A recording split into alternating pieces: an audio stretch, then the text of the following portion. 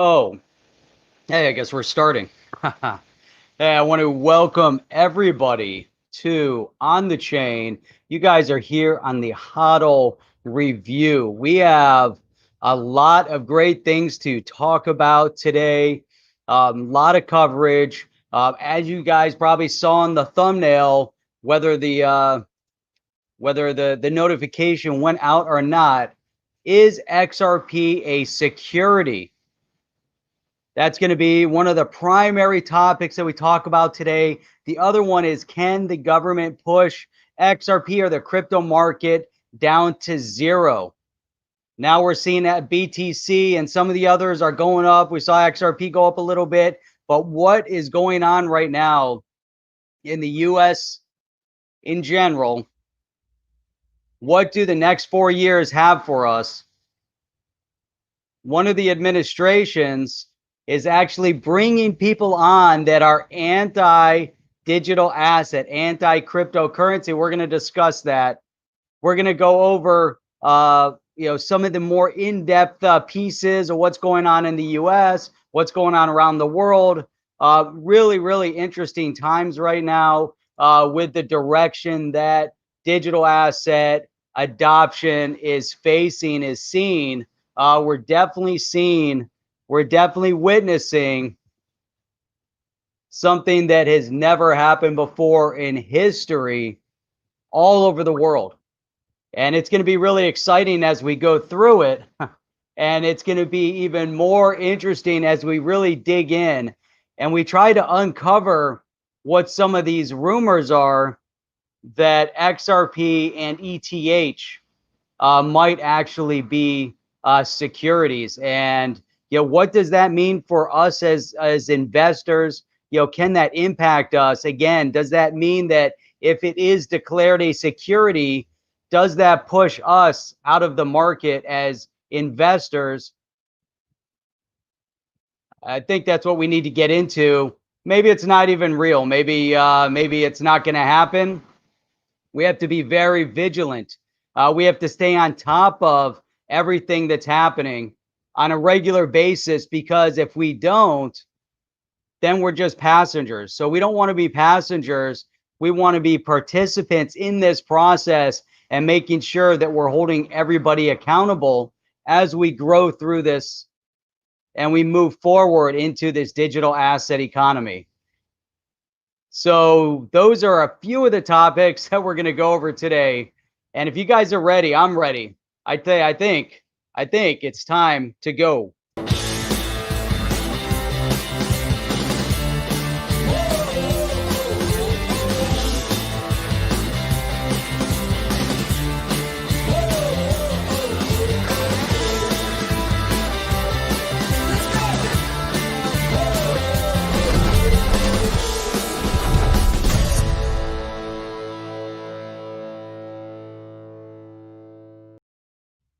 All right. Let's get this started today.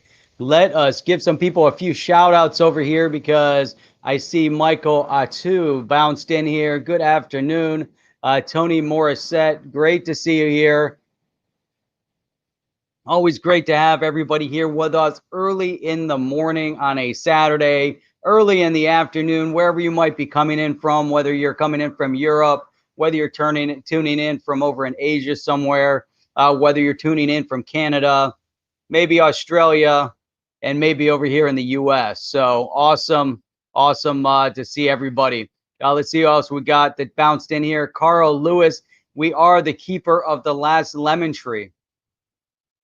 So Mike's Crypto's in here with us right now. I see Chip just bounced in here. I kind of pawn coming in all the way from Periscope. So good to hear you. Good to see you. Let's see. Manchester United playing today? No clue. All right, let's see here. Where should we start? You know where we're going to start? We're going to start with reading over some tweets. There's some Twitter feeds here from Ron Hammond. Now, Ron Hammond used to work with Warren Davidson. Ron Hammond is also one of the architects of the Token Taxonomy Act. And so one of the things that he pointed out, he was actually hired in by Ripple to manage some of the government outreach, and so some of that, what is government outreach? And since he was already involved, Ron Hammond was one of those individuals that was doing outreach while he's working for Congressman Warren Davidson. If you guys remember who Congressman Warren Davidson is, he is one of the founders and architects of the Token Taxonomy Act. Now, Ron Hammond is one who wrote the Token Taxonomy Act, was very active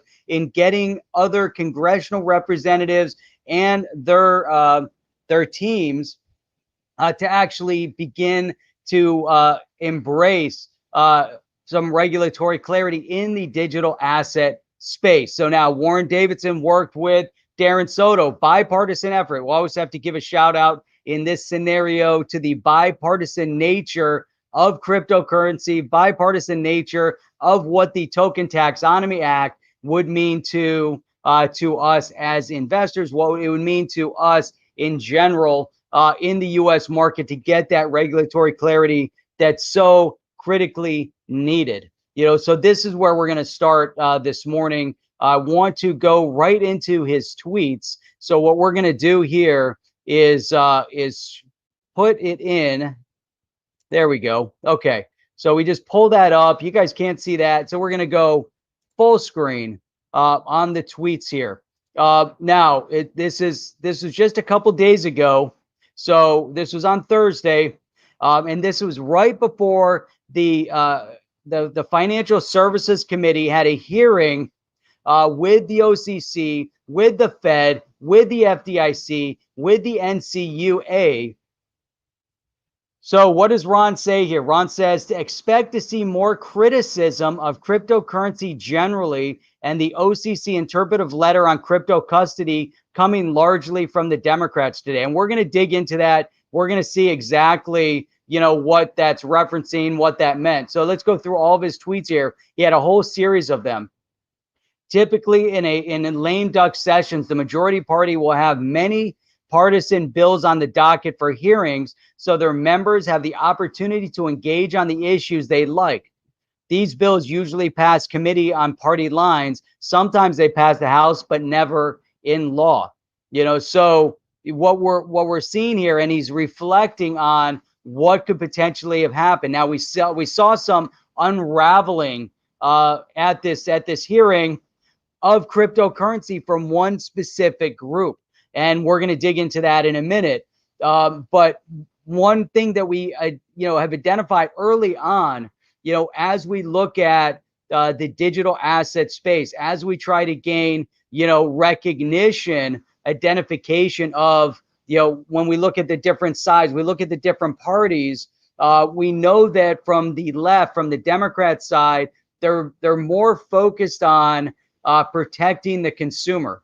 On the other side of the aisle, they're more concerned with how can we help develop the space? How do we get more companies embracing? How do we get more people investing in it? How can we help people make more money? And so there's always this nice balance. But now when it gets overbalanced, overweighted on one side or the other, it definitely can cause disruption in what your objective is. And so are we seeing, a potential disruption in this narrative, in this overall objective of moving the digital asset space forward? So here he said, for today's hearing, you'll notice most of the bills in the memorandum are focused on diversity and inclusion, COVID relief, criminal justice, PPP, and non-discrimination and lending practices. That doesn't mean crypto custody won't come up. It definitely will, even though it's not on the legislative agenda. Expect Democrats such as Rep. Lynch, Tlaib, Presley, and Garcia to attack the OCC for pushing interpretive letters on crypto during a pandemic. And that's exactly what happened. What we saw is a group that came out and said, how can you focus on cryptocurrency when we're in a pandemic? How can you focus on healing the economy when we're in a pandemic? You can't do that. You got to make sure that you keep oppressing and pushing the economy in a negative direction. So he goes on here, they will also likely harp on the consumer protection elements of the OCC. Finally, you'll see them hit the OCC on going ahead with their guidance without working with the committee or other regulators. Now, Republicans will likely give time to Brooks to defend himself from attacks. So, what are we seeing here? I find this really interesting. I find this a very interesting narrative that is unfolding itself. So, this was just on the 12th. We just had an election. The election is still a little bit in turmoil. Things are going to the courts.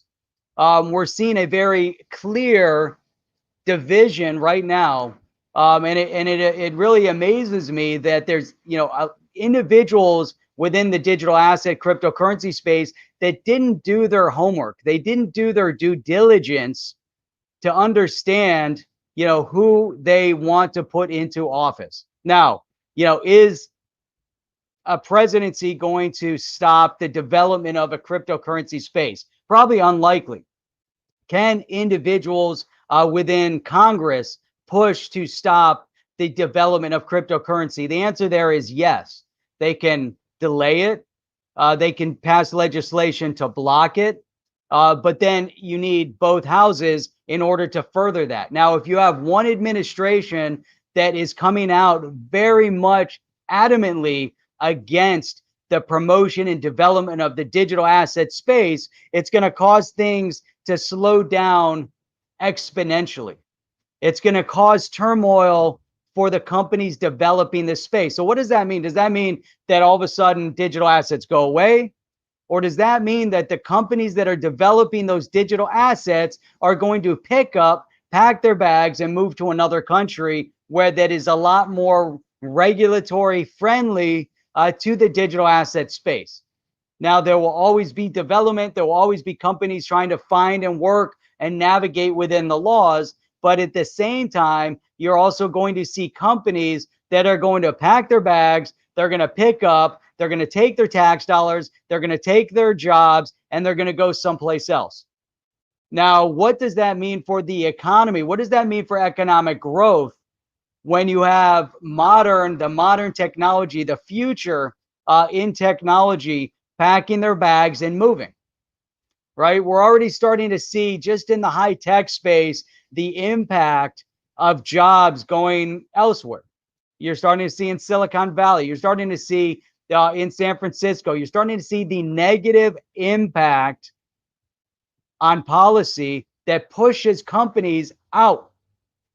And you start little by little, you start seeing the impact on the economy. Now, we all know that the digital asset space is something that is, again, it's cutting edge. The digital asset space and blockchain is moving into the future. We're starting to see countries all over the world talking about the adoption of CBDCs. We're starting to focus in on the necessity of regulatory clarity. Now, what does that mean for XRP, BTC, ETH?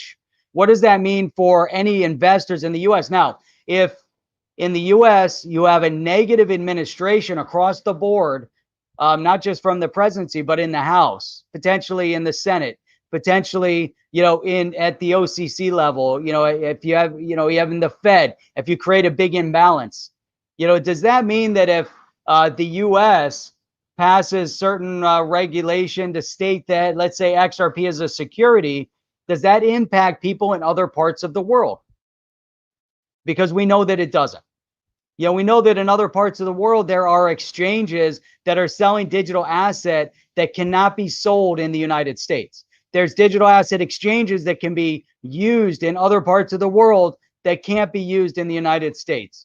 We know that there's difficulty. Let's say, like, you look at the Celsius platform as an example. So Celsius, pretty much available to people, throughout the US and in many, many countries around the world, if you've ever been on the platform. Now, what I find interesting about that is that one of their significant payouts when they're paying out interest is that they give you two options. You can get paid out in the currency of investment. So if you put in Bitcoin, you're getting paid 4 to 6% interest annually. It's going to pay you out in Bitcoin. But the other option is that you can be paid out in their cell token.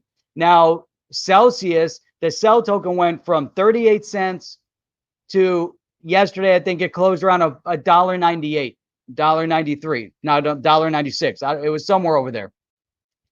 Now, if you're getting paid out in cell token, you're benefiting twofold. You know, you're benefiting from the digital asset percentage interest that you're getting, and you're getting token. You're getting paid out in a token that is also appreciating. That has a but in the U.S. And the reason why I bring this up, not to promote their channel and their investment, but I bring this up is that you cannot get paid out in cell token. Nope, doesn't exist. You can own cell token if you find the navigation on the way to buy it, but you cannot be paid out in cell token. That's due to lack of regulatory clarity in the US market. So is lack of regulatory clarity impacting us as investors in the US? Yes. If there's a negative sentiment coming from an administration across the board against digital asset, does that impact us in the US as investors? Yes. Does that impact Carl Lewis or anybody that might be outside the country? Not so much. But in those countries, they can also create havoc amongst the investors in this digital asset space. And we're going to see that because we saw it happen just recently in Venezuela. Whereas in other countries, we're seeing an embracing of the digital asset space. They're seeing it as an opportunity to overcome economic crises that have occurred because of the fiat. The legacy system has created some turmoil. They want to offset this turmoil with another option. And we're starting to see, some of the central banks and even the governments are saying, hey, we got to fix this. Or the people are saying we got to fix this and we got to push in a certain direction. What is up, one rough Rican? What's going on? Good to see you on. So let's get back to this. All right. So let's go back through. I don't know. Did we read this part? They will likely harp on. Yeah, we read that. So expect fintech to be targeted more in this hearing, which is what they did.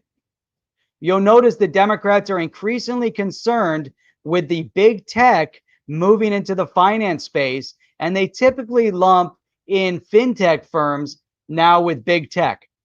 This is only to get worse for fintech next Congress. It's not going to get better. So, again, what is the ramification of this happening? What is Ron Hammond trying to explain? What is he trying to tell us? Now, Ron Hammond worked directly. He was one of the architects of the Token Taxonomy Act. Now, if you remember, we go through the Token Taxonomy Act. What did that attempt to do? That tried to, edit, update some of the laws that have been on the books since the 20s and 30s. The last time the IRS rules have been updated it was like 1981 and then or 1986. So we're talking about 34 years ago. The last time. Then we have a lot of the components within our financial system that will determine whether or not something is a security from the 30s. So we're talking about like 90 years. 90 years. So why is that significant? Are they trying to undo it? No, they weren't trying to undo it. They were trying to edit. They were trying to amend. They were trying to update, putting in language that reflected digital asset. They were trying to, and it was a bipartisan effort again. Darren Soto and Warren Davidson, the two that backed the Token Taxonomy Act. And unfortunately, it fell on deaf ears within Congress. Now, if you look at Congress over the past years, we kind of see the direction that it had been moving in. But we also see that the committees, like the Financial Services Committee under Maxine Waters, didn't care about furthering our economic growth in the U.S. in working towards finding a solution to or amending our outdated financial system. Just a small little amendment. How can we make some of those amendments? How can you change the tax code to reflect the digital asset space so that it's an unknown? And that's where we sit right now today, as an unknown variable. So we can see that it becomes very, very critical to understand the people that we put into office, not just voting down ballot, not just voting for one person and putting a ballot in, not going in and trying to coerce and convince people to vote for somebody because that's what the media tells you that you need to do. But when you go out, and now it's maybe a little bit too late, when you look, however, we saw some interesting movements in the US market within the House, within the Congress. We see some positive movements.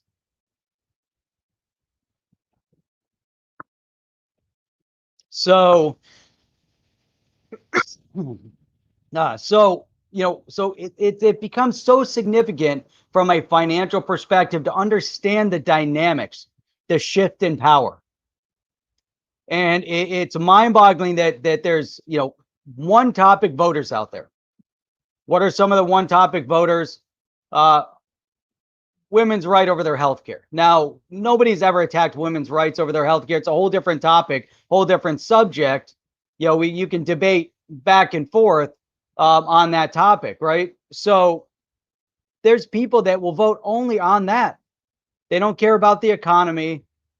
They don't care about foreign politics. They don't care about how the government can influence and impact your life in every other way, but they're just going to vote on one topic. Now, you can vote on and understand that one topic, but you really need to address and understand everything else that goes around it. If that's your passion, that's your pet, but don't vote on one topic. It's extremely detrimental and destructive because could you imagine that's it? That's that government. We're going to do one topic. That's it. We're not going to do anything else. We're not going to focus on anything else. Not important. You also have to look at your state representative. So why am I bringing this up? Because there are those within Congress right now, and we're here talking about digital assets. We're not talking about politics or all these other topics. We're talking about the impact that these individuals that go out there and prey on the one topic voters, but these are the individuals that are passing negative economic policy that are detrimental to the digital asset space. So if you're here because you're excited, about about investing in digital assets and you want to see it grow, why would you want to vote people in that are detrimentally going to impact the outcome of that?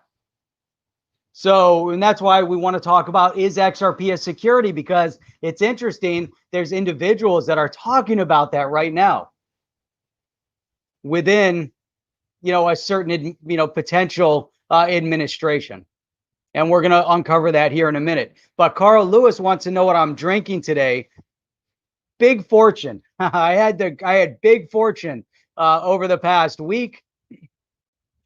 And a friend of mine, coworker that works with my wife, actually came in from out of town overseas and brought us a bag of the black Segfredo.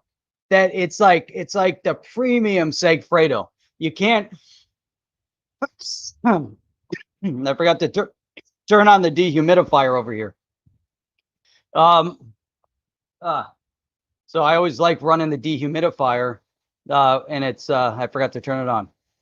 So the yeah. So anyhow, so Segfredo, it comes in different versions.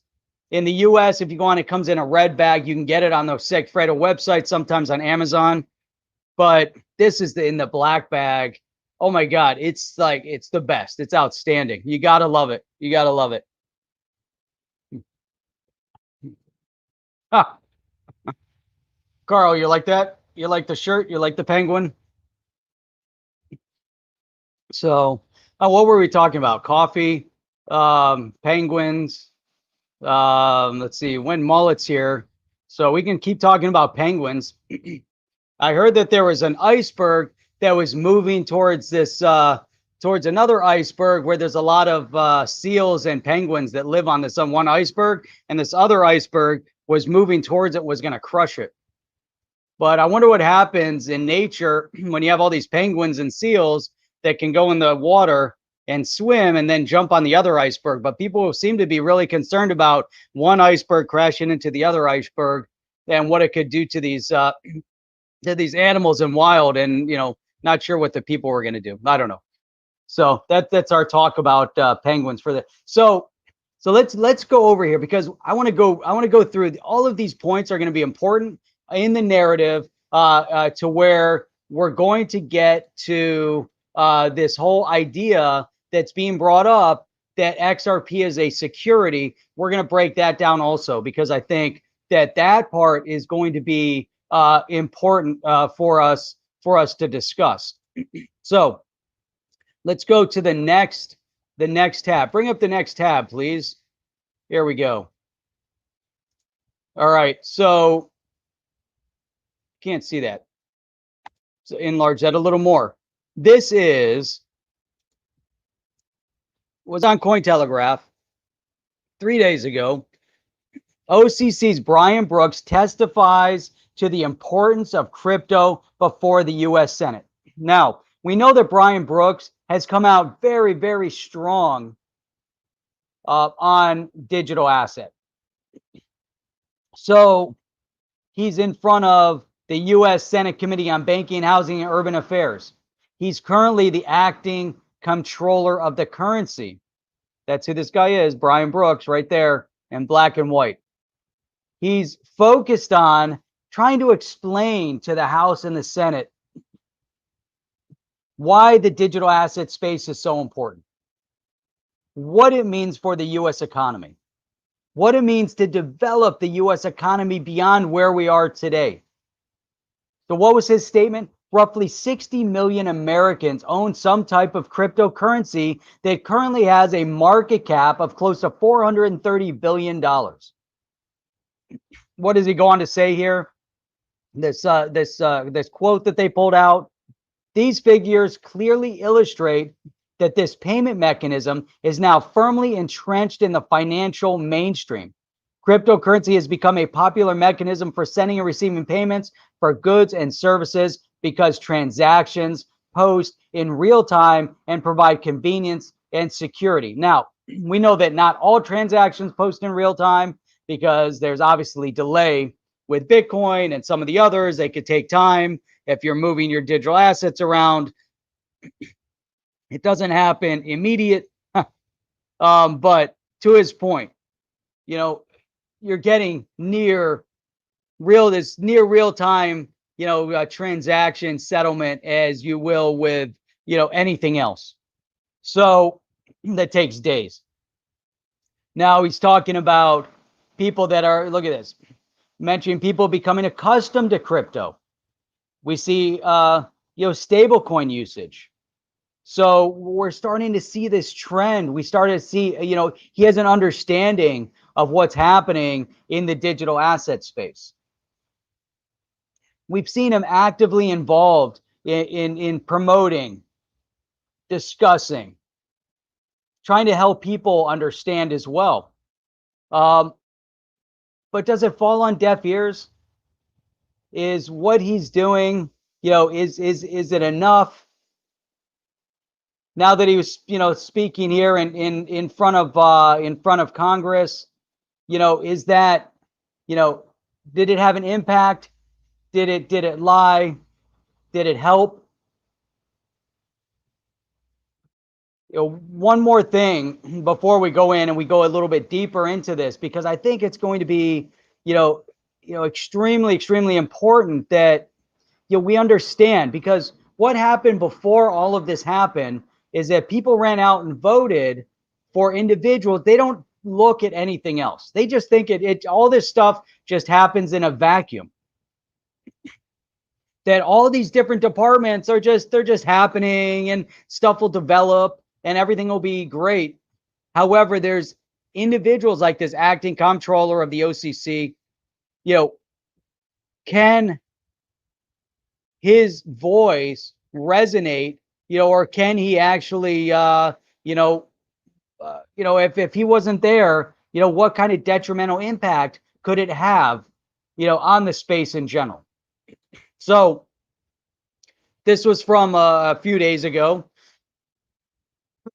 This was on Ripple's Insights page, OCC embrace of digital assets and bank opportunity to integrate. Now here we have the Office of the Comptroller of Currency, OCC. This is from July, and we had read through this back in July, giving the green light to financial institutions to confidently develop their capabilities for handling digital assets and their associated applications. We've seen a lot of positive news over the past months towards the acceptance of the digital asset space to becoming more mainstream. This step forward made an official U.S. regulatory entity is directly translating to an increased appetite in digital currencies and their application. So this is kind of where we've been coming from the months and months going through this, looking for some regulatory clarity, looking for something that's actually going to help. Obviously, they're going to shout out what XRP ledger is, 3 to 5 second settlement. Obviously, that's important. It's an important aspect of everything. The bridge currency for XRP, escrow payment. That they go. Obviously, they're going to go into all of this stuff, in their insights here. But I think it was important because what were they looking at? They were looking at the OCC was embracing digital asset. There was an embracing of this space to actually move forward, to push the market forward. And so now, what are we seeing? We're starting to see little bits of conversation that could detrimentally impact the digital asset space in the United States, slow down the growth, for years, where, who knows what the outcome would be? How is it going to impact the growth in the blockchain space? How is it going to impact all these companies that are developing new technology? How is it going to impact the hiring, jobs, the job market in the US as these blockchain digital asset companies decide they're going to move elsewhere? How about Ripple? Ripple's already hints Dubai, London, Singapore. We know they need regional development, but what if they realize that the environment in the US market is no longer friendly to cryptocurrency? What if XRP is a security? How does that impact them? How does that impact their business? How does it impact their business with zero regulatory clarity to where they're already looking at more crypto friendly nations? And that's the direction they want to move in. Now, I find it interesting that some of the leadership, and Chip brought this up, some of the leadership in Ripple have been overly supportive, outrageously supportive of certain things, certain topics, getting a little too political. Maybe it's necessary. Maybe that's something they have to do as they navigate through the inevitable outcome. Maybe they're doing it, to appease, all sides. They got to, figure out where they're going to be, from a company, or they could not say anything and they can focus on continuing to develop the best software, the best solutions for cross-border payments. So what's the impact when they're outspoken like this? What's the impact when they support specific congressional representatives? How is it going to impact XRP? How is it going to impact ETH? What is the impact? I don't know. Let's take a look. Oh, look at this. U.S. representatives rip OCC Brooks for excessive focus on crypto. Do we know where these people stand? Of course we do. Do they care about your pocketbook? Do they care about the economic well-being of this country? No, because their focus isn't on economic development in this country. Their focus is on their one topic. Their one topic is crushing the economic well-being of this country. I don't care what side of the political fence you sit on. It doesn't matter to me. But if you come out and support individuals like this, you're basically, signing your own death warrant. It makes no sense. Regardless, I don't care what political aisle you sit on. If you come out and support candidates like this that are vehemently against the economic development of the United States, then what did you just do to your own backyard? What they talk about, not doing in your own backyard. What are you supposed to not do? And here these individuals get elected, and this is their passion.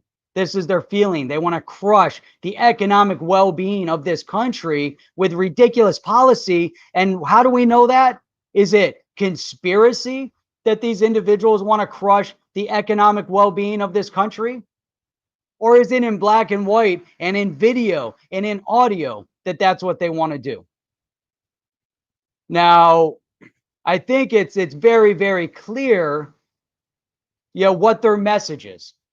So why would you be displeased with the office of the comptroller of the currency if he's focused on fintech and cryptocurrency that can help build the economy of the United States and take us out of any kind of recession that was caused by this pandemic? Why would you be so vehemently opposed to an individual coming out and saying, this is the future? This is what we need to build towards. This is what people can build out of their homes. This is how we're going to create stability. This is how we're going to create economic well-being. But do they embrace that, or do they come out and condemn and criticize? They came out, condemned, and criticized instead of embracing. Because if they embraced, then we would have a whole different article right here. Now, Ron Hammond warned us ahead of time of what they were going to do. He warned us of the individuals that were going to say it. Now, Ron Hammond worked for Warren Davidson. Ron Hammond was one of the architects of the Token Taxonomy Act. What did they do to the Token Taxonomy Act? Nothing. What did Maxine Waters do with the Token Taxonomy Act? Nothing. Do they care about your economic well-being? No. Do Democrats and Republicans both care about their economic well-being? Yes. Does the average American care about their economic well-being? Yes. Then why in the world do individuals vote for people like this and keep them in office to destroy their economy? It's mindless. It makes no sense. 2022 is the year that all these people get kicked out of office. Why are they going to get kicked out of office in 2022? Because over the next 2 years, they're going to be instrumental in the deconstruction of an economy that's already been pushed to the brink because of a pandemic. That Talib in Michigan is already getting ready to shut down. New York City is getting ready to shut down. Chicago is shutting down. Not Florida. What does that have to do with digital asset? It has everything to do with digital asset. If you don't have money, you're not investing in the digital asset space. If you have representatives that are crushing the digital asset space, your digital assets have no value. So that is the significance of what just happened in the last election. So those who make their bed get to sleep in their bed, and those that sit on the outside that said, hey, I didn't want any part of that, are the ones that are going to have to come to the rescue and help all those that naively and ignorantly supported these politicians that are going to destroy this economy further and destroy the one technology and the one economic glimmer of hope in the digital asset space that everybody here is passionate about and wants to invest in. All of us have our money in that. If you're invested in the digital asset space, you might not be. You might be sitting back. You might not be invested. Maybe you're just trying to learn. However, I believe a lot of people that tune in are part of this. Now, one day, years ago, I was in the gym, and I used to go, was in a part of Detroit that I was told not to go to that part of Detroit to go to the gym. That's where I went to the gym. And it was great. You would sit down in the evenings, you go to the wet room, you could swim, you could sit in the sauna, you could sit in the jacuzzi, you could sit in the steam room. And there were amazing conversations over there. There's one individual I'd get into conversation on a regular basis. If I did that today, I'd probably be killed when I walked outside. But we sat in we'd sit there and have these conversations. And this one individual, we'd continue always, it was always devolving to the same subject. And one day he told me, he said, you can either be part of the problem or part of the solution. And I told him, I said, well, look, I'm part of the solution. So that means you're part of the problem. But that is something that's followed me ever since that day, my entire life. You can either be part of the problem or you can be part of the solution. If you want to be part of the problem, sit on the sidelines. If you want to be part of the solution, you get actively involved. From that day forward, when I was in college, I was young. This guy was a Vietnam veteran, as far as I knew. He was injured in war, as far as I knew, from what he had mentioned. He was bitter because of it. Now, we were on opposite sides of the political spectrum. And again, part of the problem or part of the solution. I respected the fact that he said that, even though we had a difference of opinion on who was part of the problem. Now, as that followed me through my life, I look around and I say, okay, there's a lot of problems out there. There's a lot of people that will stay on the side of the problem because they naively embrace the problem. They naively will follow others without doing their own research. What is the one thing that everybody says when it comes to the digital asset space? Do your own research before you invest in anything. How about do your own research before you vote on anything? How about that? How about doing your own research before you select a candidate that you're going to vote on? Lately on Twitter, I was singled out by someone that comes in here. I like him. I'm not going to shout him out specifically on here. I don't know if you'd want me to. I'm not, I find it fun. I don't have any ill will in any way, shape, or form for him. Love him. I love the fact that he comes on here, big supporter of ours, and I can have political discourse and disagreement in one sentence and go out to dinner the next sentence, and I could care less, because we have difference of opinion. So what? But the point is that I can't tell you over the years how many times, I've been branded, I've been labeled, because of things that I say that are true. I had one individual, we went out to years ago, one of my best friends ended up getting engaged to a woman. And at dinner, politics came up. Apparently she wasn't so thick skinned at that time. At the time I was very outspoken. I didn't, well, still am, but didn't really care as much. And we get into political arguments anywhere. But anyhow, we're very, very civil at dinner. She started yelling, screaming, ranting, and raving at us in the middle of dinner, to the point where people around us are looking at us like, what's going on over there? I was over politics. Now, my best friend, one of my best friends at the time, stood up in my wedding. Always around. We did everything together, always at the gym, always in martial arts together, everything. And the next night, we're all supposed to go to another buddy's house to watch a fight. Doesn't show up.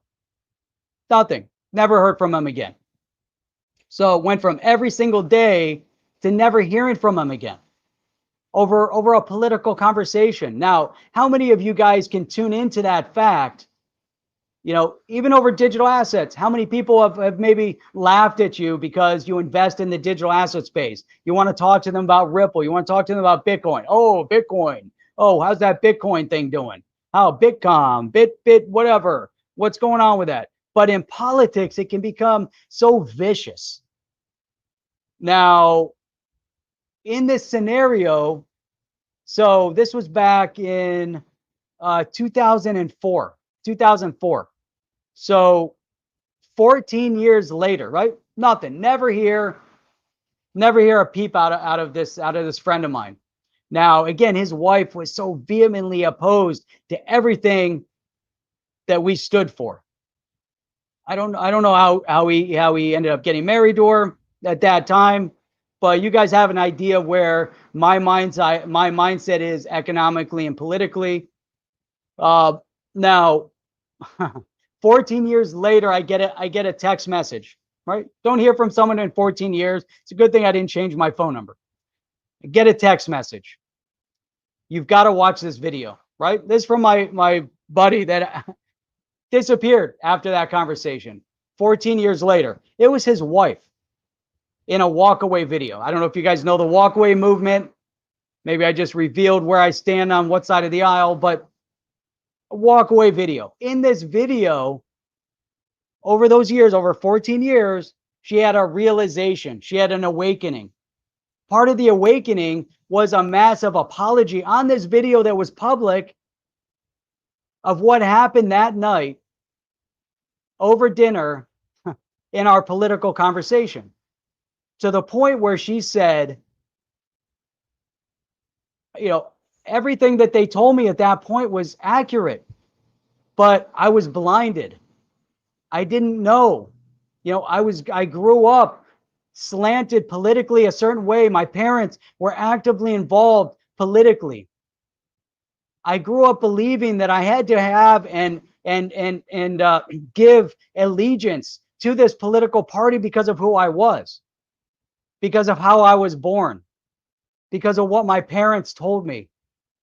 Now, obviously, she was a grown woman by this time, when we had this argument, but she was so passionate. There was so much rage and hate over that one dinner. Again, to where it impacted people around us. And then 14 years, don't hear from my friend. And then I see this video. And she comes out talking about how this awakening, it's amazing. She said her whole life she had been led the wrong way, to the point where she was chased out of a dog park because she dared say something positive about Trump.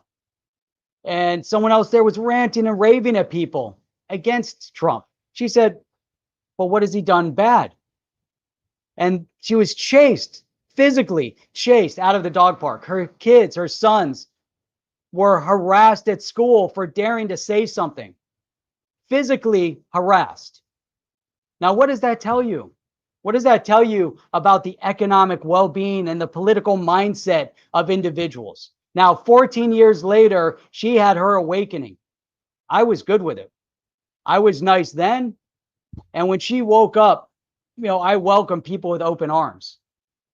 Whenever I have discussions, and I've had many in the political space over the years, I always present facts. I don't dwell into conspiracies as I was accused of doing. And that's okay.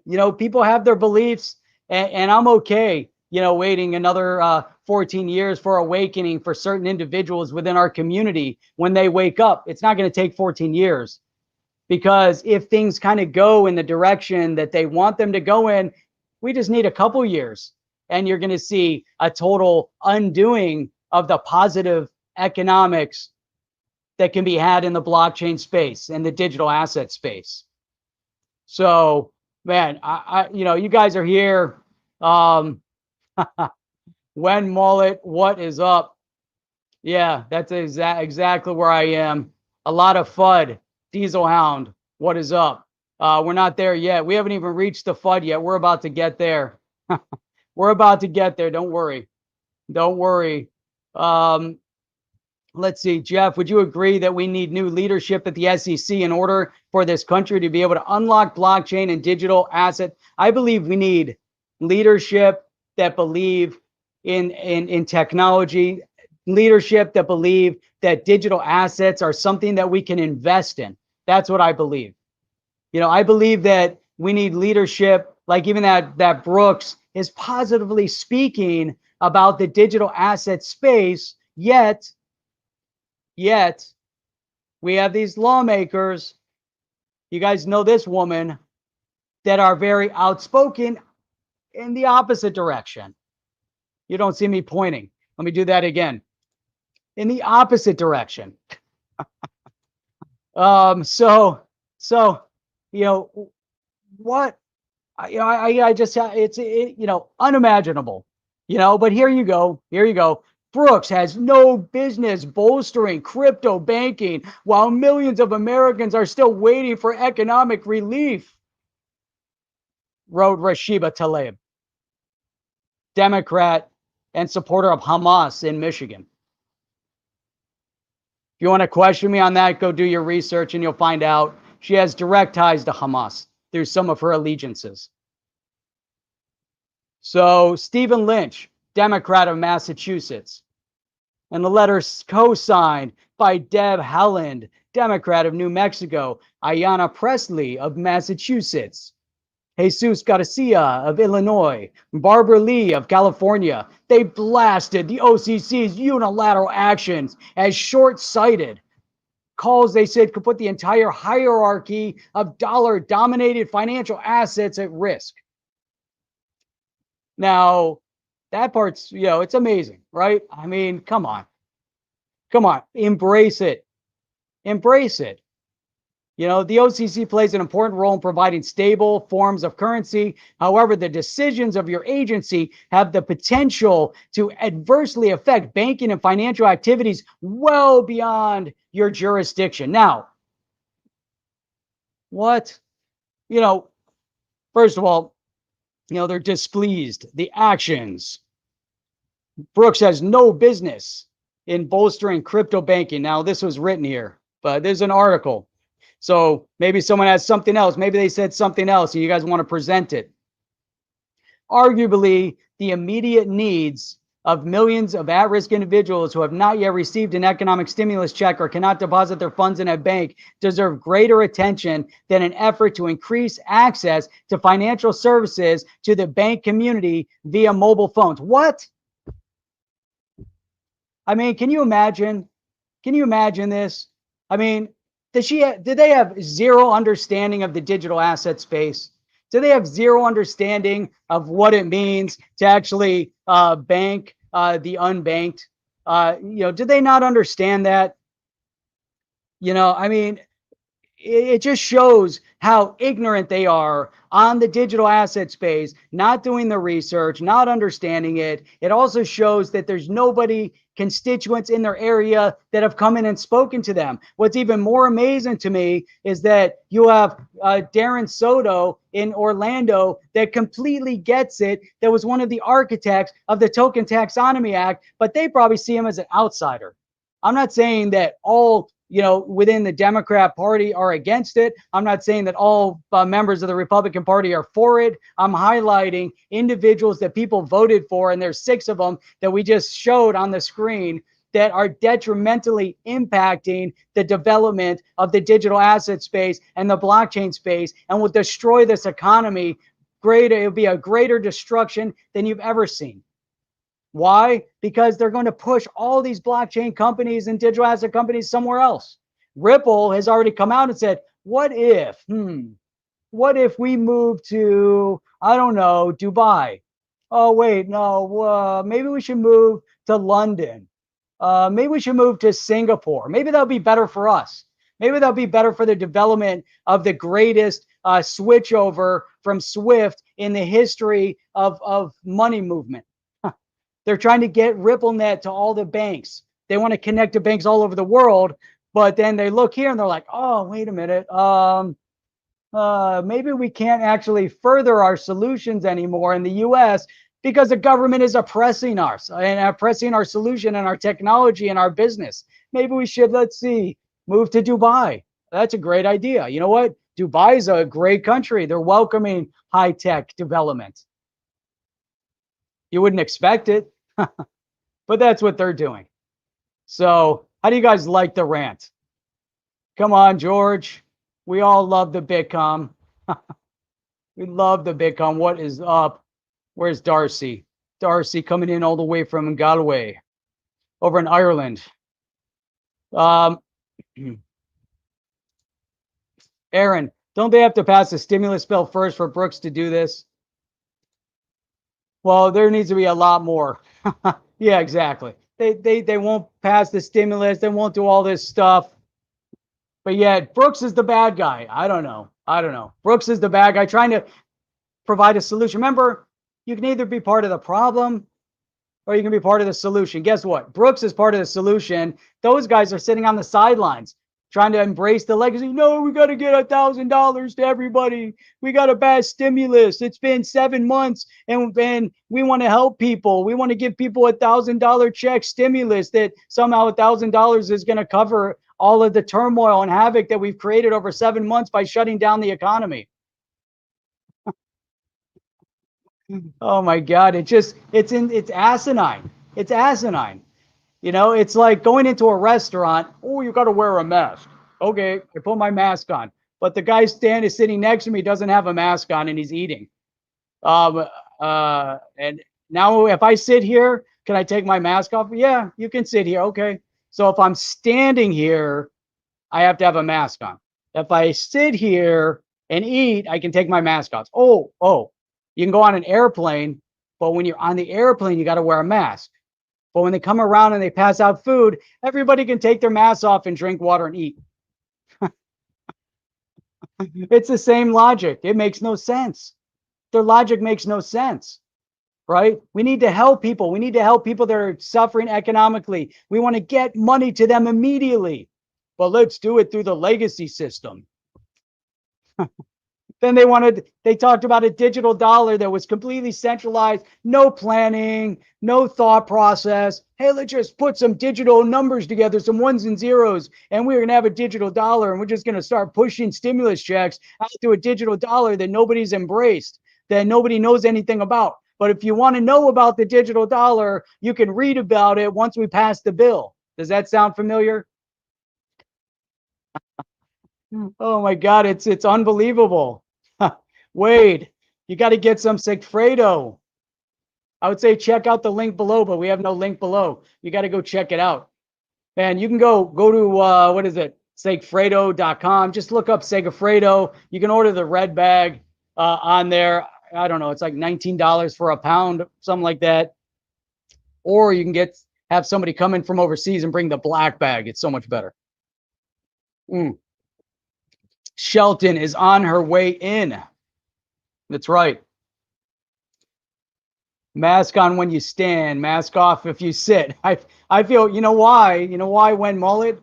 That's because this 19 knows the difference, right? It knows when you're sitting, it knows when you're standing. It's super smart. That's why it keeps kind of adapting. It's actually an intelligent life form that nobody has really identified. You know, there you go, Sigfredo coffee. Bam, there you go. Brooks continues to roll out guidance, Chip.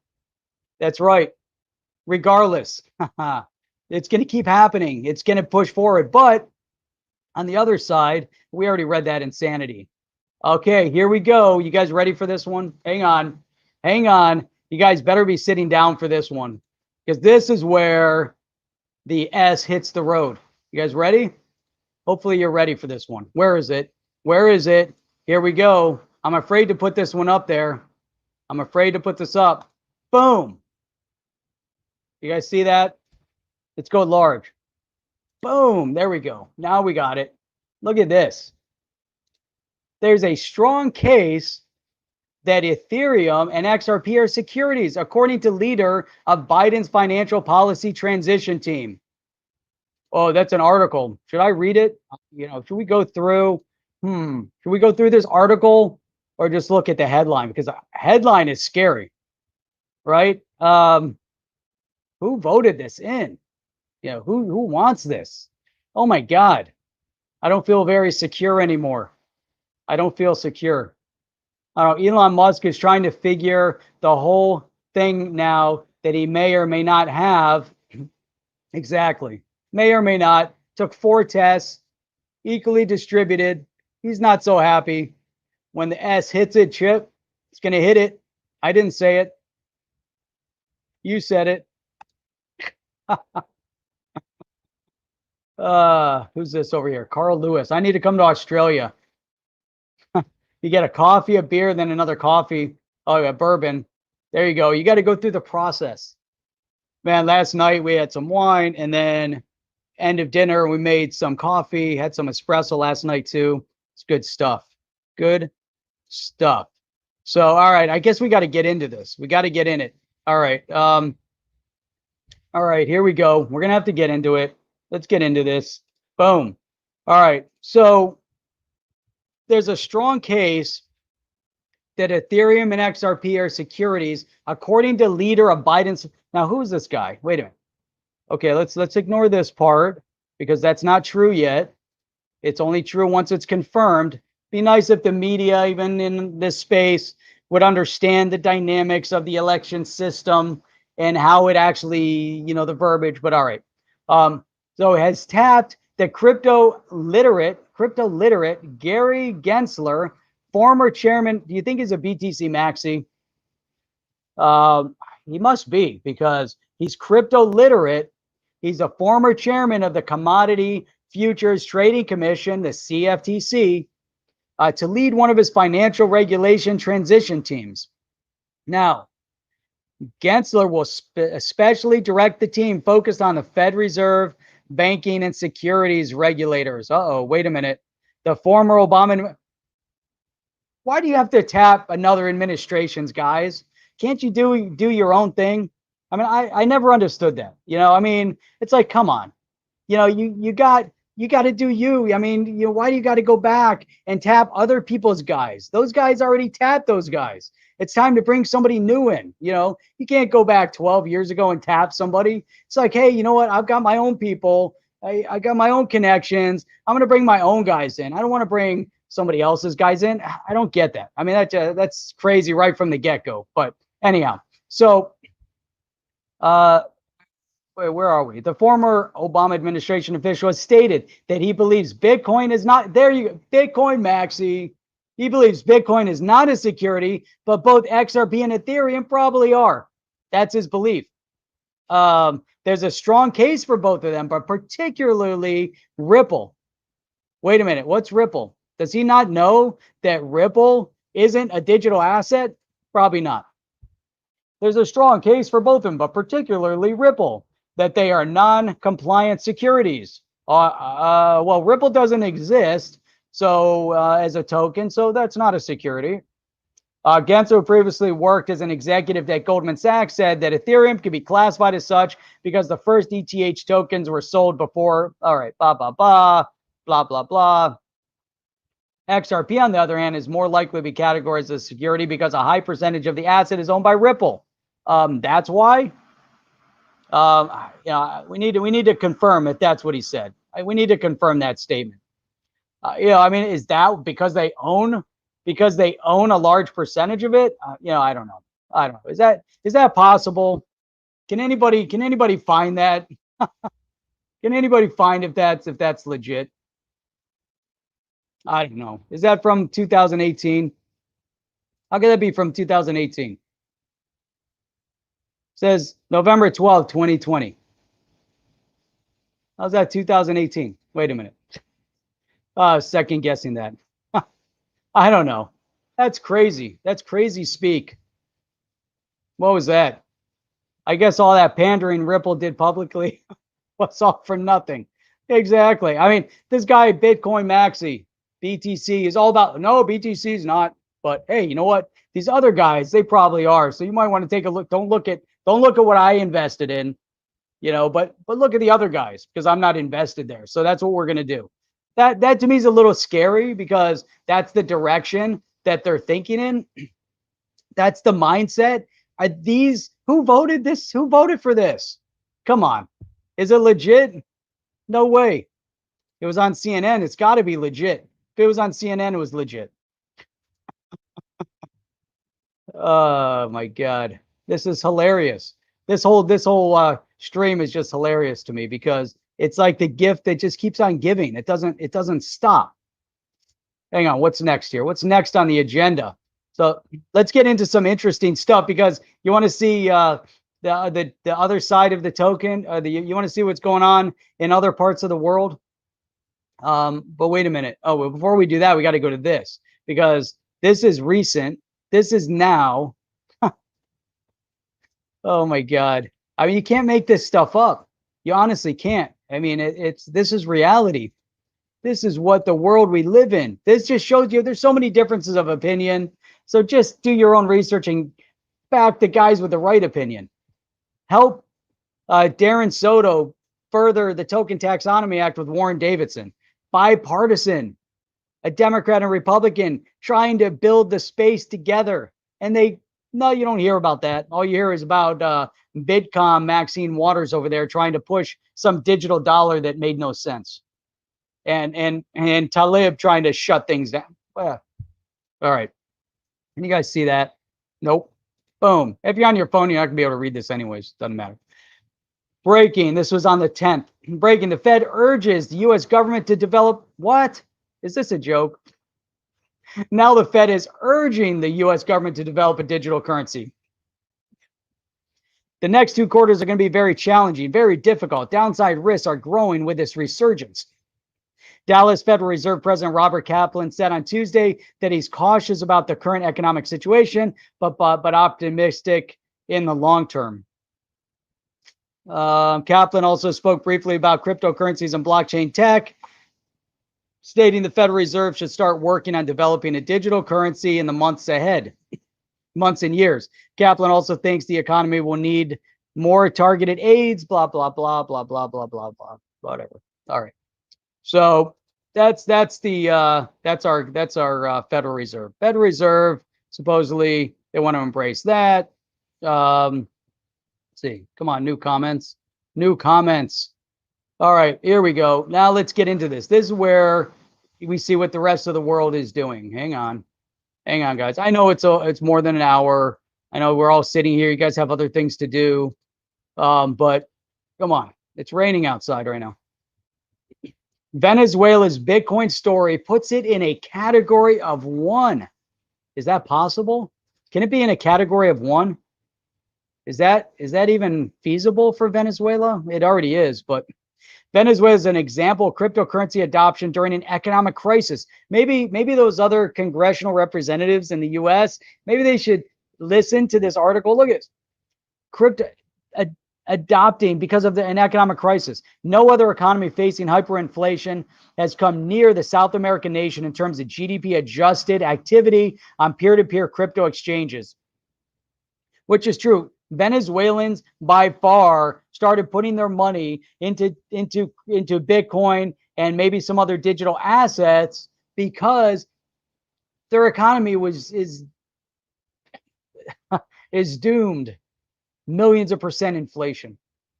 But they embraced it. Okay. So now that they're embracing it, what can the governments do to make life a little bit more miserable for those embracing it? Oh, wait a minute. Here you go. Venezuelan state-run electric company cuts off power for Bitcoin miners. Oh, I knew there was something.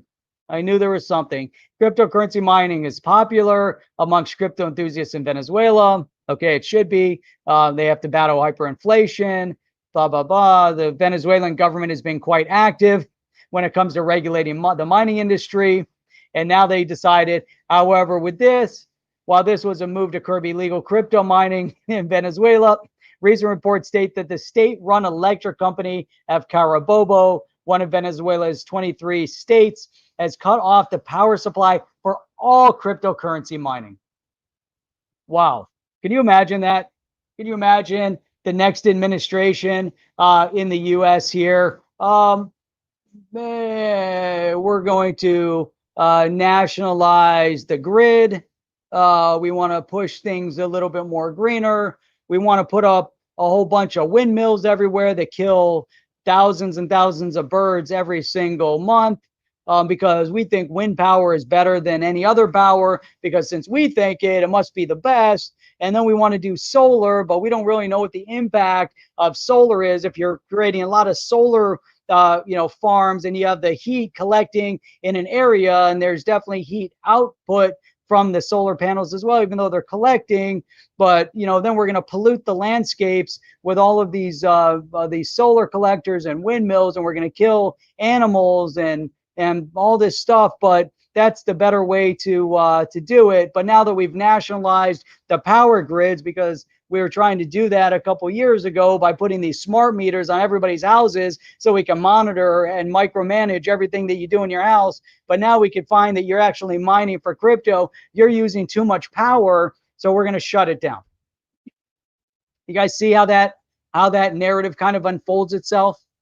How about, so this is exactly what happened in Venezuela.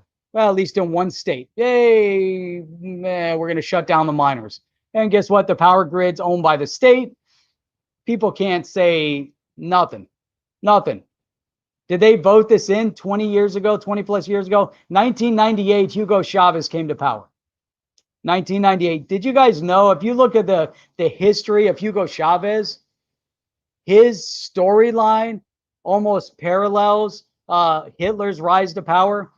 You guys know that Hitler was arrested for an insurgency and put in jail for a couple years, then came out and was elected. So Hugo Chavez was arrested and put in jail for 2 years due to an insurgency when he tried to overthrow the government, put in jail, and then he gets elected.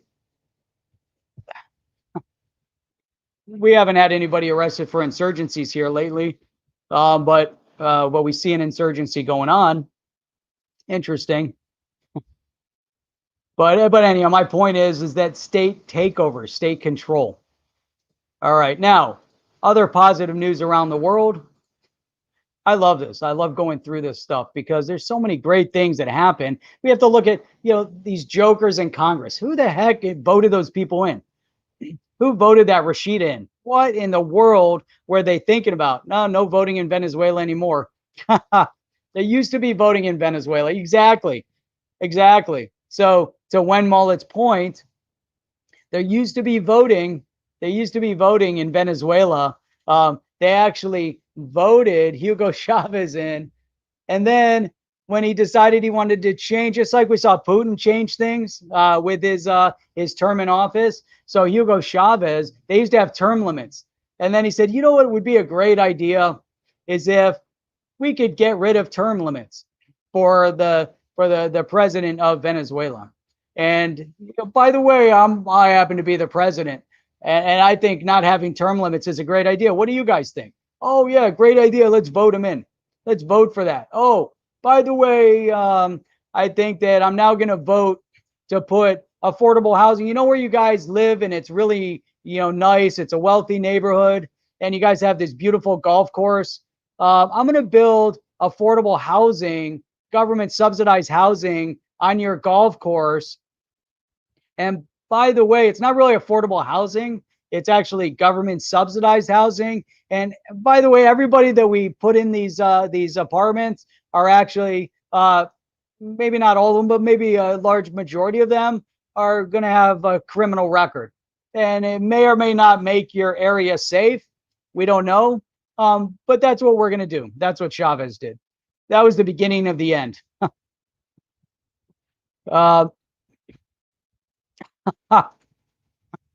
Oh my God, that's crazy. I went for a drink at a bar a few weeks and the guy said to me, sit down. No vertical drinking allowed in the UK. Oh my God. Exactly. So don't go to Venezuela. Oh my God, an hour and 15. This is insane. What am I doing here for an hour and 15 minutes? Hang on. There we go. Okay. Let's just go over this stuff. There's some more good stuff. I got to get through this because it's freaking hilarious.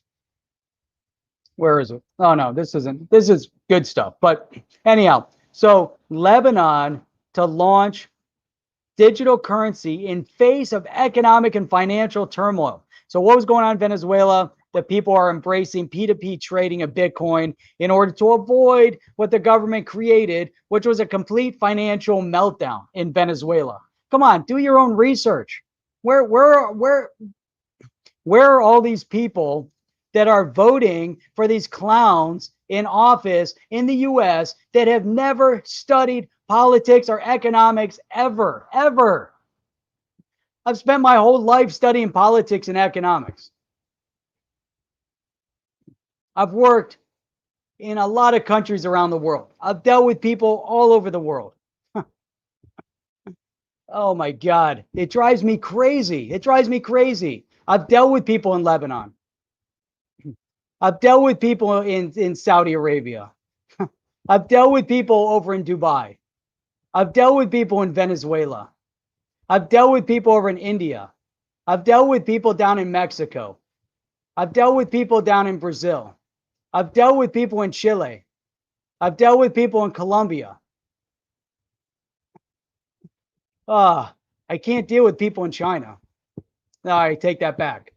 I do. I work with one group that's based out of China. Oh my God. It drives me crazy. It drives me crazy. And then you get these people that go in and vote and they just pontificate. They just talk a lot about nonsense. Nonsense. Then they vote for these clowns like Talib in Michigan. Zero understanding of economics. AOC, zero understanding of economics. Zero.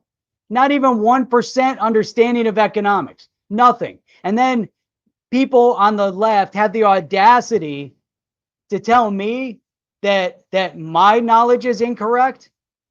They have the audacity. They want to tell me that I believe in conspiracy theories. What jokes. It's so funny. I've been called a lot worse. That's okay. You know, especially when you start digging into Islamic terrorism. Forget about that. You want to write an article about Islamist terrorism and see what kind of feedback you get. That's the best. That is by far the best. Yeah, and again, you know, I deal with people all over the world. You know, I was at a conference in Germany, and I'm at this booth, right? And it was an Israeli company. I might have told this story already. It's an Israeli company, and all these people from the Arab world coming to this booth. This was years ago. People stop by from Iran, from Saudi, from UAE, from Syria, from Lebanon. I'm sitting there, I'm having a meeting. I'm using a conference room that this group from Israel has. I said, can I use your conference room? I know them pretty well. And by the way, I have the guys coming to meet with me are from Lebanon. And so here we are sitting, you know, having a great conversation. And you learn things from other people. You know, most of these clowns that get out there that you know, that are talking about all this other stuff, they have zero credibility, you know, because they haven't researched a thing. It amazes me.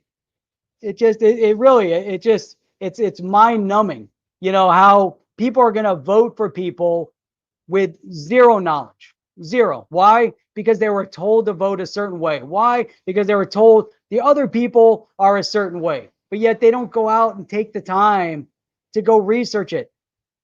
How is it that people are going to support a group politically that want to destroy the crypto market, that want to destroy digital assets? How could you support something like that? Well, you support it because you don't research it. It's real simple, you know. But here in Lebanon, Venezuela, the Venezuelans get it. They've got to find a way to get out of inflation. The Lebanese get it. They have to get a way to get out of inflation. They protested and rallied on the banks. Why? Because they were afraid the banks were going to block access to their money, which is legitimate. Exactly what they did.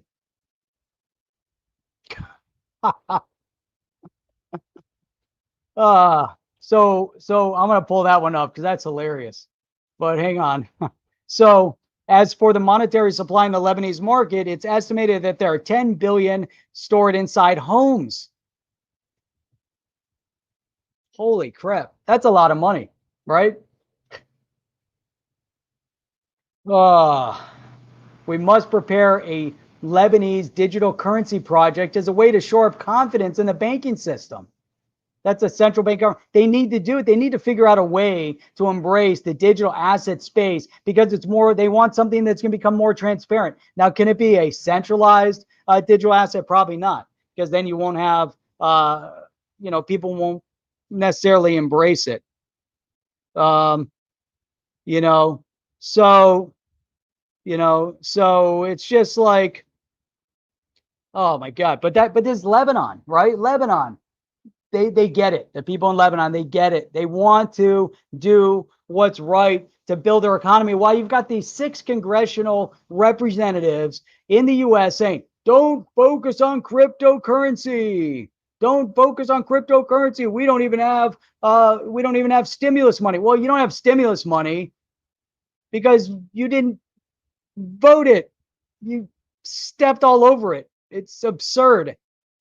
How about just opening the economy? Forget the stimulus money. Just open the economy. Why crush the economy? Why are people leaving New York? Why? What does 10 o'clock mean? Like gyms can be open and restaurants can be open all day, but they have to close at 10 o'clock. 10 o'clock. But why 10 o'clock? What does 10 o'clock mean? You're gonna close your restaurant at 10 o'clock. Because again, 19 does, look at that. It's 10 o'clock. We got to start infecting people again. It's 10 o'clock.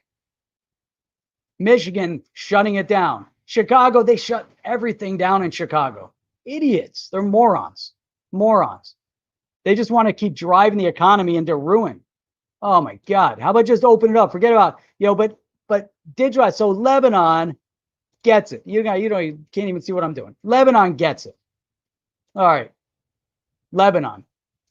Now, we keep moving forward. I don't even want to talk about Libra now. Forget about Libra. Libra's no fun. This is good though. Here's a good one. We're getting to it. Hang on. Libra's kind of fun, but not so fun. Yeah. This is fun. There we go. Stellar-based Acoin. I can't even pronounce that. I don't know. Stellar-based Acoin can now be used to pay for groceries and gas in Kenyan City. Boom. There you go. That's all you need to hear about. Rep Talib, Rashida, don't focus on digital asset. You can't do that. Too much focus because of this pandemic. Oh, this recession, and you're talking about the bank. What about the people? How do we get money to the unbanked? How do we help people that are in bad scenarios, bad situation? How about how they're rebuilding Africa off the back of digital asset? Holy crap, are these people stupid? Oh my God, it's unreal. But what do you expect for someone that has direct connection to organizations that support Hamas, support terrorism? Come on. Ay. So funny. Anyhow, in its first step towards a futurist Akon City, Acoin, the cryptocurrency business shared by the global artist Akon, can now be used to pay for goods and services in a West Kenyan city. That to me, man, that's awesome. That's freaking amazing. And Africa is going to blow up economically. It's going to be unbelievable what's going to happen over in Africa. It's going to be amazing. It's going to be unbelievable. It's going to be so unbelievable. It's going to be great.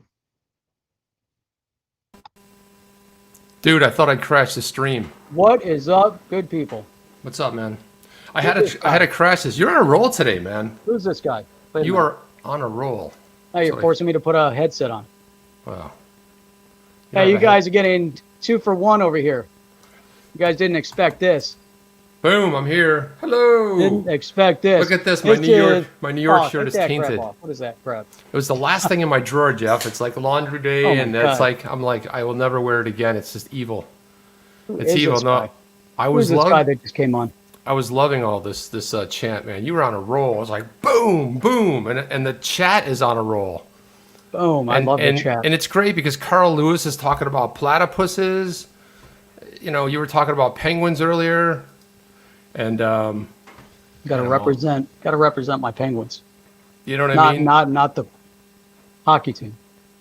Yeah. So no, I wanted to jump on that. It's like, you know, people. This is what I said, and I wanted to define like what I said about one mullet. I was like, you know, people deserve this. Obviously, not the people who, the voted. I made a comment in there saying the people who deserve this, who voted for it. The problem is that they continue to vote for it.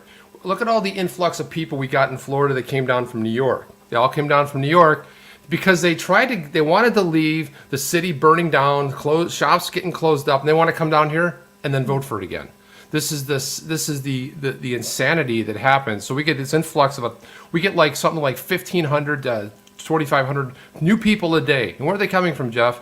They're coming from all of the places that failed, that didn't work, that collapsed. And they're coming down here and say, let's come down here and vote for the same thing. It's like, get out. Yep. Get out now. That's right. That's exactly it. It's exactly how it is, unfortunately. What is Tony Morissette saying, Chip? Didn't Jeff I woke him up. Look at that. Oh, no. I mean, well, I don't like to use that word woke because it has that like weird negative. Like, I'm woke, man, because I like soy. And I'm a woke little beach. You know, I don't like that stuff, man. I'm not. No. So I don't like that wokeness is like, a different kind. I like to call it an awakening. Yep, it's an awakening. The first time I've ever crashed your huddle. Yeah, you're lucky. You're lucky I let you in. I know. You might not have let me in. I normally keep the door locked. I was gonna wave at you like this, wave at you the whole stream and make faces like this. I was gonna make faces. That didn't work really well. So here you go, Chip. What do you think of this? Here, hang on. I got to bring it up real quick. Get your feedback on this one. Let's go back to this one here. Let's go. Just got to the shower, man. Where is she? Where is it? Hang on. I lost it. Hang on. It's gone. Oh, here we go. All right. How about that? All right. Several U.S. lawmakers are displeased by the Office of the Comptroller. Yeah, that is. So, right. Isn't that insane? Like this statement, just the statement alone, that he focus on crypto and fintech during a pandemic-caused recession. So what is in their brain? Obviously, they show how naive they are about the economic side of it. But look at who embraced this thing. I mean, what in the world are they drinking? Well, I will say this, that I'm trying to say this in the best way I can, not to go into a little too crazy, but this is exactly what happens when you're so focused on ideology. You're so focused on a set of principles that this is in direct conflict, the statement. How dare you focus on something that could potentially grow the economy when we should all sit back and be victims? We should be victims of our own oppression. We should be victims of our own thinking. We should be prisoners. And, the anger, it's like we really want this one thing. They get the one thing. We're not happy it wasn't this. And a good example of that was, and this is what I call the just, this is what you deserve, right? When, so Biden is, by the media, says Biden is the so-called, president-elect, right? And then we had a certain group out there that said, okay, what do we get for our vote? So what did they do? They went over and vandalized one of his offices. See, so they got what they wanted. They supposedly got what they wanted, and then they went down and started burning and vandalizing the Biden office. And then they said, hey, we need a meeting because we want something for our vote. So it's like there's never a happiness. There's never like a contentment. Like, you know what? I think we're all content. So when it comes to expanding with digital assets, and we talk about what could potentially happen, and you see, like what you talked about before, Jeff, Ripple potentially leaving. What I see is this grand sort of a suppression when it comes to digital assets. Now we're starting to see a little bit more of it lying on the lines of ideology. So wait a minute, let me get this straight. So you don't want the country to do well? Why don't you want the country to do well?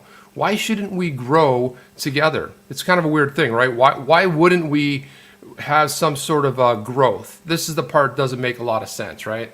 Where am I going wrong there, Jeff? That's it. No, and this is where this trend is. And so, I get into this, I look through this, and it's crazy to me because here you have, we're the entire stream today, we're showing this narrative. It's all about, research, understanding, and then doing the right thing. Michael, like Michael saying, runs on Stellar. Exactly. That one project over in Africa runs on Stellar. These guys are doing things, and they're creating a spendable currency, right? And then you have these clowns, whether in the Financial Services Committee or the pack of six that came out outspoken against Brian Brooks, talking about the digital asset space. How can you talk too much about it in an economic forum when you're talking about how can you get people from here to there and do it quickly, right? With transparency and immediate, but they're so blinded, and then Chip, check this out. So, this is where I was kind of driving everything as you go like state by state by state, and you start seeing, more crypto friendly environments, right? And then you've got Germany, right? So you've got Deutsche Bank over here. Deutsche Bank central bank digital currency will replace cash in the long term. Now here they're talking about, again, central bank digital currency. Now, does that always have to reflect, does that always have to mean that these central bank digital currencies are going to be central, or are some of them actually going to be built on platforms like Stellar, like what we see in Africa? But the point with all of that is that they're doing something. Right. They're doing something about it. And then you have these congressional representatives in the U.S. that don't have anybody's interest at heart. All they care about is their one topic, one point of view, their ideology. If they're, if they're led by their ideology, and it's an ideology of rage, it's not an ideology of passion. No, not at all. Positivity. Yep. Yeah, it's like, where is the positivity? And like, what are the good things that are happening? It's like, well okay, say no matter what it is. So, okay, so you're very displeased with crypto in general. Okay, whatever you're against, well, what are you for? So what makes it work? What makes it, what I don't like is that we don't have an exchange of ideas. When we don't have exchange of ideas back and forth, then it's all like, you're wrong and you're this and you're that. And you don't have any, but if you have ideas that are on the table, well, what if we did this? What if we did that? Now, this is what we do in companies, right? This is what we do in organizations. We get together, we have brainstorming sessions, we throw things out. And sometimes, what I've discovered, sometimes the dumbest thing, and it usually happens around the humor. You throw something out, and suppose somebody says at one point, like, you're going to a trade show, and Mullet's going to get me for this, but you're off topic. And so you're going to a trade show, and you're talking about something called, short sales. It's like, how could we really pump up the short sales? How could we do that?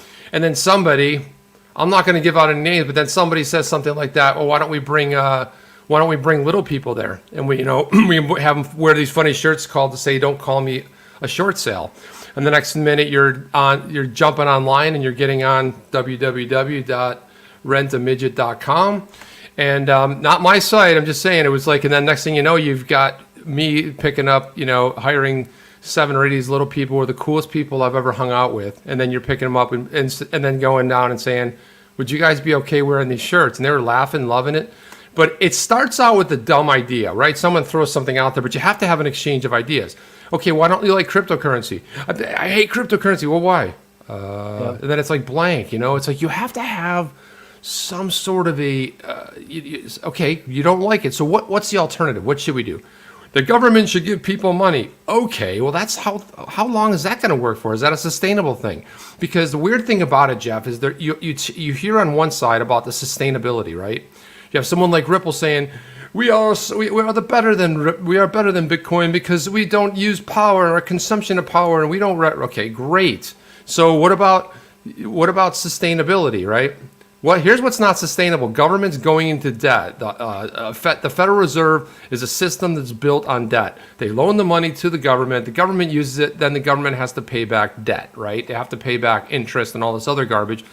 So how's that sustainable? So the sustainability conversation doesn't really hold up. They're all into global warming and the planet, and all it is a ruse for money to get funneled.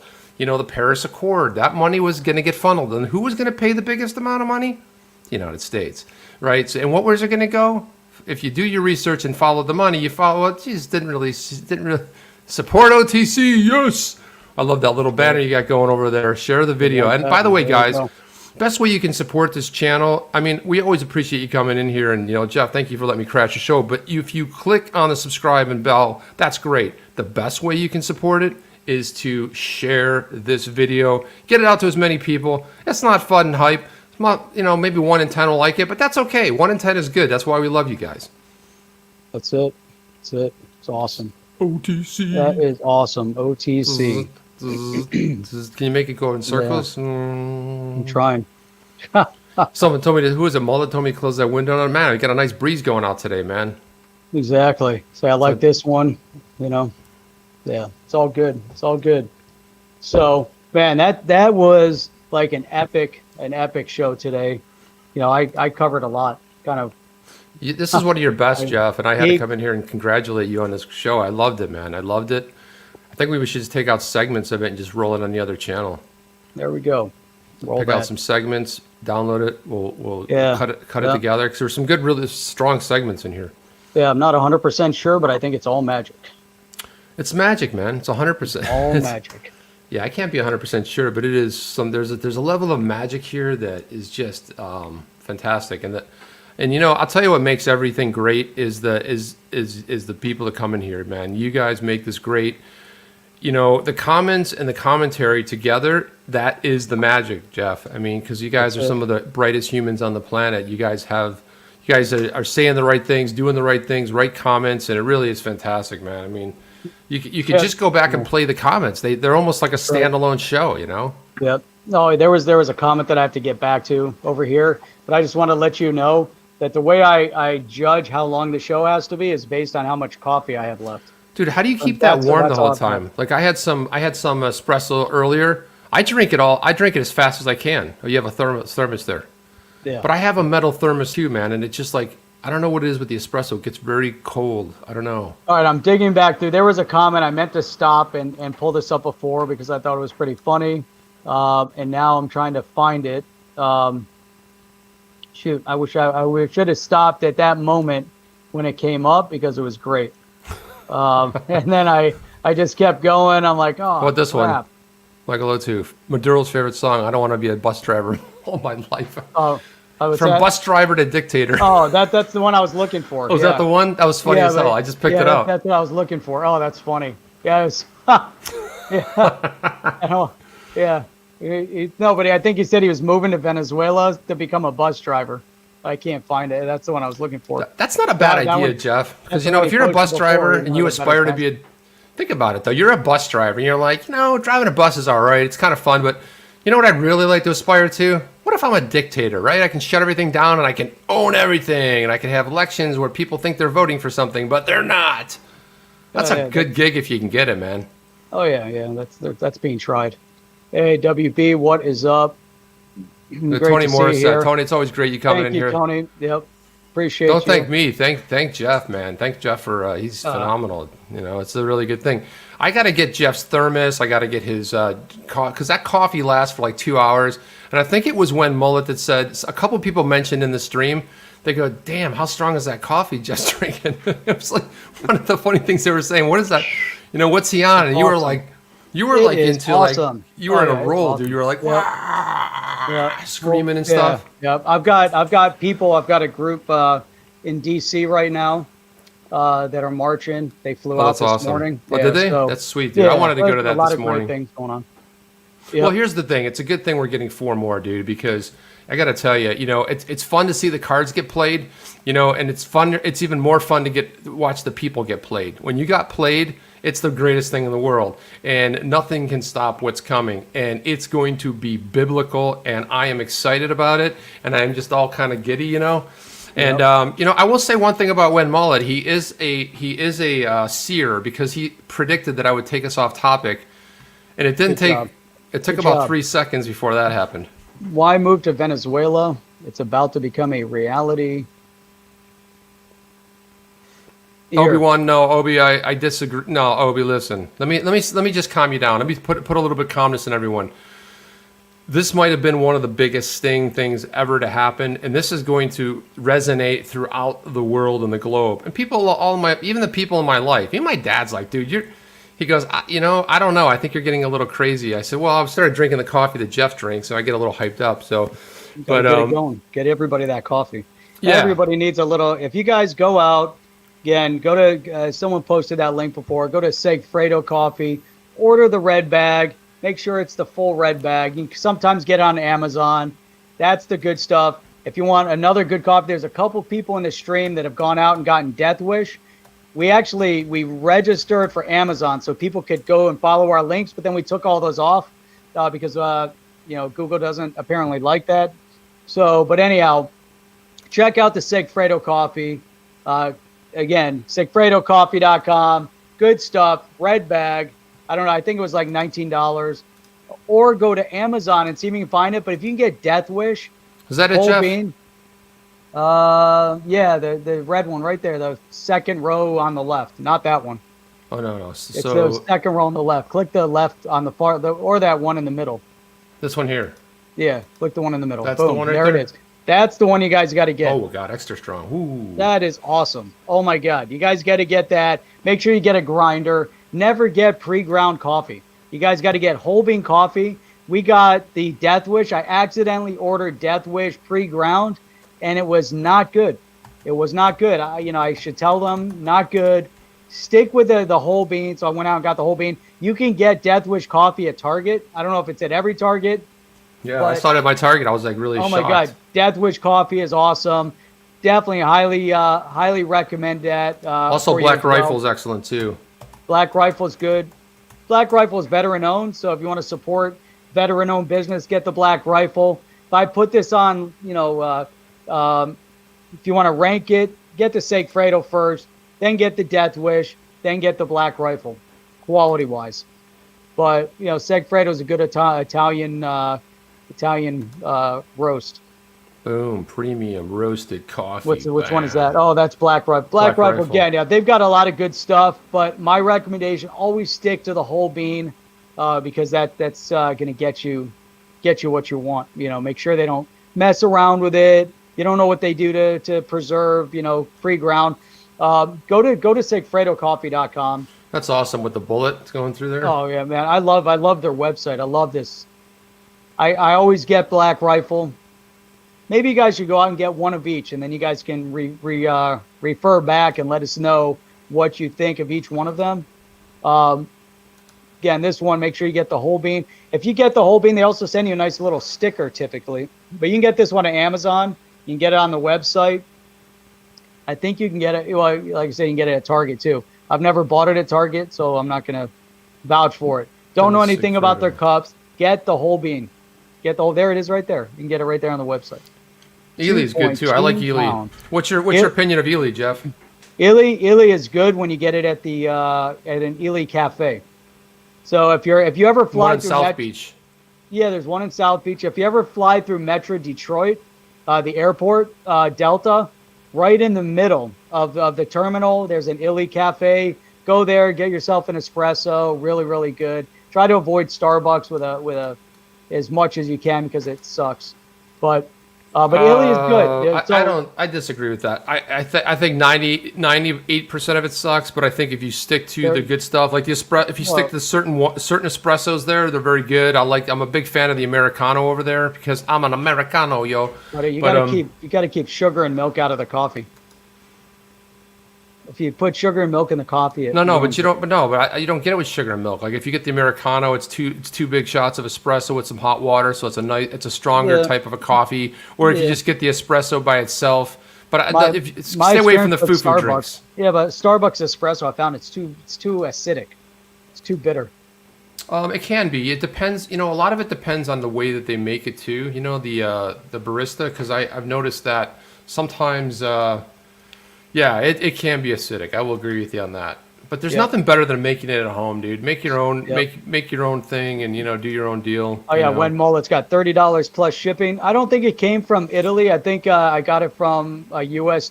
It's a U.S. location for Segfredo. Well, that wasn't the Segfredo. Who posted that link there? Let me post it as Segfredo. Let me see if I can find it. I looked up Segfredo. It's about $30 a bag. Yep. Yeah, it wasn't that one that I pulled up. There it is, Segfredo coffee. I don't know. Yep. So let's put this back up here. Let's share this puppy. Boom. My back's starting to hurt. Hey, you All get right. 15% off your next order.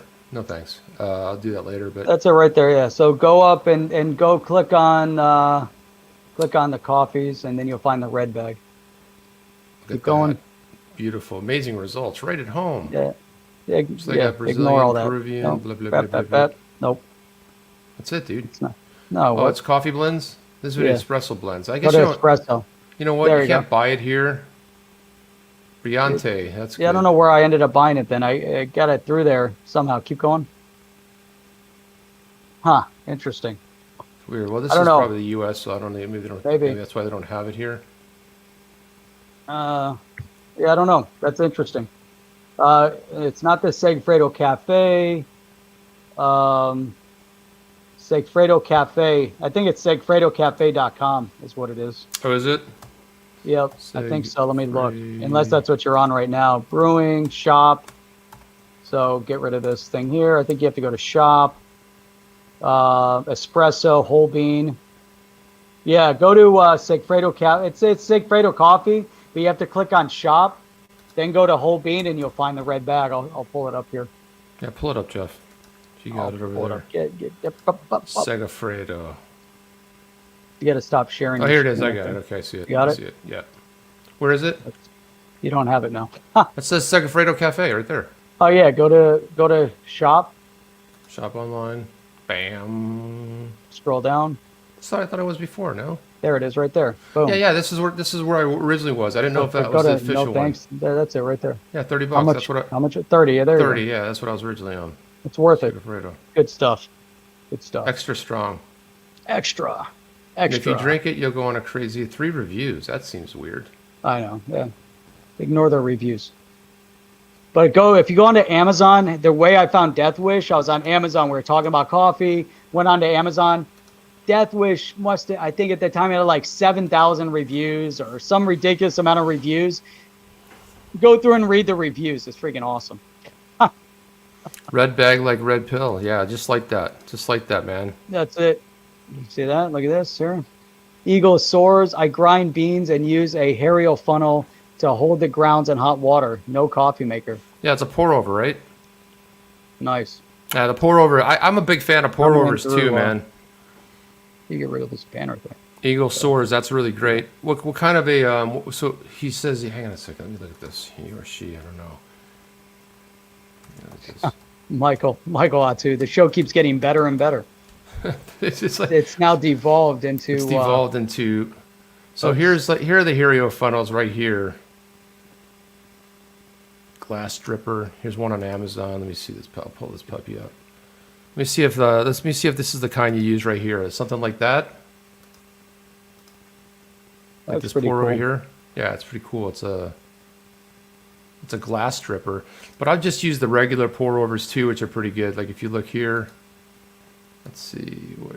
Yeah. So I don't know what kind you use there. Here's one right here. This looks like it's a. Yeah, look at that. Yeah, you put the little filter in there. You pour it over there. That's a whole treat within itself. I like that a lot too. The That's pour pretty overs. cool. Because I'll That's tell you really what. cool. Now I'll tell you what, Jeff. What I do is you can go to Starbucks. You can tell them you want a pour over.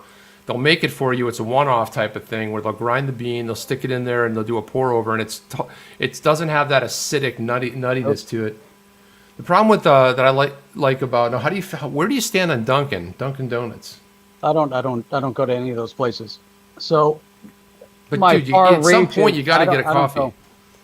No, if I'm not drinking espresso, I don't drink coffee. I'm not a big fan of coffee.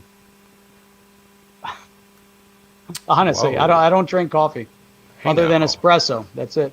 Hey But now. here, so when Mullet's asking about the French press, I used to do before I got the the Italian coffee maker, the Italian stovetop coffee maker. What is that thing called? The big Zuccotti, whatever it's called. What is it called? Yeah, you know what I'm talking about. So, until I got one of these things, let me pull it up here real quick. So I used to be all about French press, because French press, you can also get, Mocha pot. That's it. yeah, there you go, the mocha, this one right Yeah, here. that's the one. So right there. these are awesome. So you can get these on Amazon. Make sure you get this one though. Get the Bialetti. because that's the Bloody, best yeah. quality. I've gone through a few of the others to see how they are. Not so good. They're fancy, whatever. They're all cheap. Stick to this one, and you can't go wrong. The Bialetti. Yeah, that's the best one to get. But before I got that one, it was all about the French press. Before French press, yes, Turkish coffee. So I learned from a Lebanese friend of mine how to make the best Turkish coffee. So I used to make it. You make stovetop. You just get a pan, you pour in the coffee, you pour in the sugar, and there's a certain process in making the coffee. So you also can use cardamom. So if you put cardamom in there, then that's more of like a Never had it kind with of cardamom. Lebanese, but it's more of an Iraqi style coffee. So you put the cardamom beans in there and you let that simmer, and then your coffee gets a little bit of that cardamom flavor to it. It's outstanding, but with the Turkish coffee, yeah, you put it on the stovetop and you bring it to a boil. But you got to have your coffee, your dark coffee, your sugar in it. You bring it to a boil, let it simmer, bring it to a boil, let it simmer, bring it to a boil, let it simmer, and then you have to let it settle. But you're just doing it in a regular pot. You're not using a coffee maker. And that's how you make like quality, black coffee, like Turkish coffee type style. Then you put that cardamom in there while you're doing the boiling process, and then you just pour it into your cup. And then you let the cup settle again, because you get the coffee grounds and everything settle down. Oh my God. That's what I used to drink. And we'd go out, my, buddies and I would go out to the bars at night, come back to the house, be like, all right, we'd go out for breakfast, whatever. And then at like 3:00 in the morning, make some Turkish coffee. All right. I'm laughing at these comments, Jeff. I'm sorry, but Tony says America runs on Dunkin'. And I got to tell you, Dunkin' has its own flavor. And there happens to be one like a mile away from my house, right? So, I drop my daughter off. She's always, Pop, can we get Dunkin'? And so I'll order it on my app. She runs in and grabs it.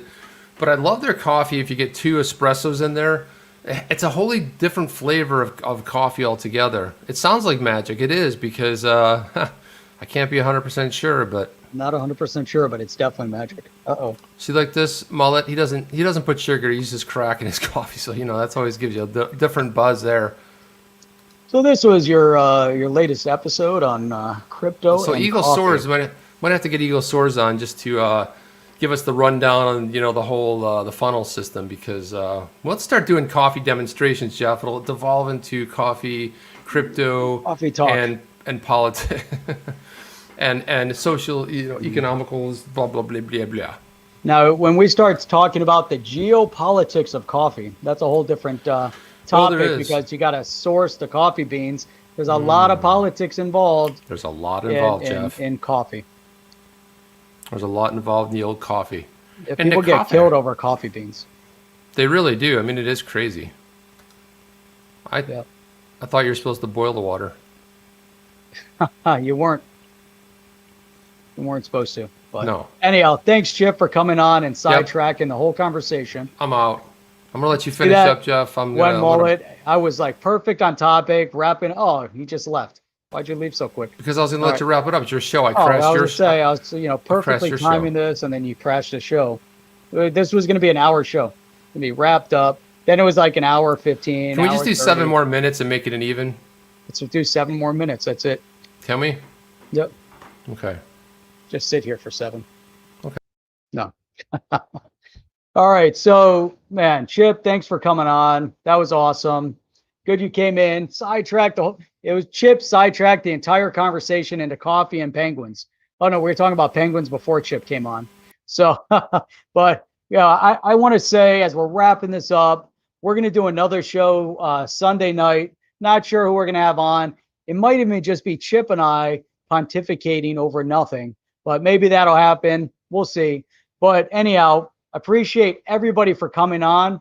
You guys are like, to be here for almost 2 hours. I don't know how I spoke for 2 hours.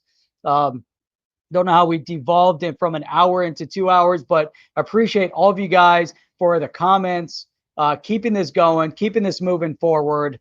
You guys are absolutely outstanding. Welcome to Coffee, Crypto, and Communism. So any more shows with DNI in the works? DNI is going to be coming on in the 3rd hour of this show. Maybe the 4th hour, we'll see, because if he comes on in the 3rd, then we can carry it on for maybe 5 hours.